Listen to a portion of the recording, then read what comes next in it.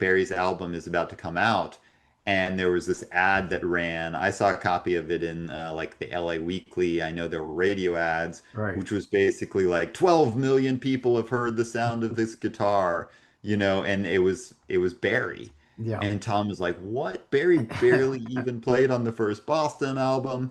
And it was just like another blow.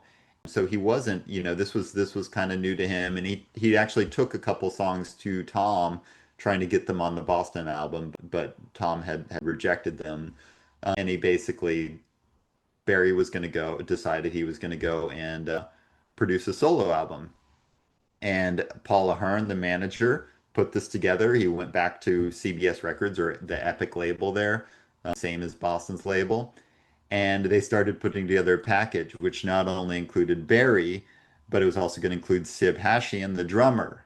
And then they were going to get Brad Delp to sing.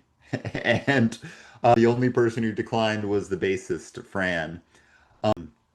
But they got another bassist who also was named Fran.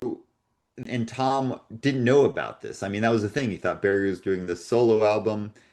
And then suddenly he's trying to get Sib to come in and just like do a little bit of, playing around on the drums, fix up his recording setup. And Sib's like, sorry, man, I'm going to be going out to LA to record on Barry's album. And Tom's like, what? You're recording on that album? And he gradually puts together that it's basically the entire band except for him.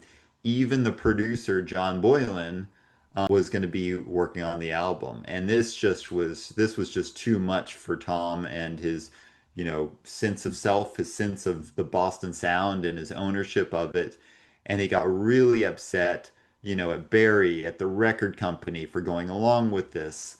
And things eventually blew up, basically that following spring, where Tom evidently was still saying some pretty angry, had some pretty angry feelings, and Barry announced that he was quitting. So here we are in 1980, and the band is basically falling apart.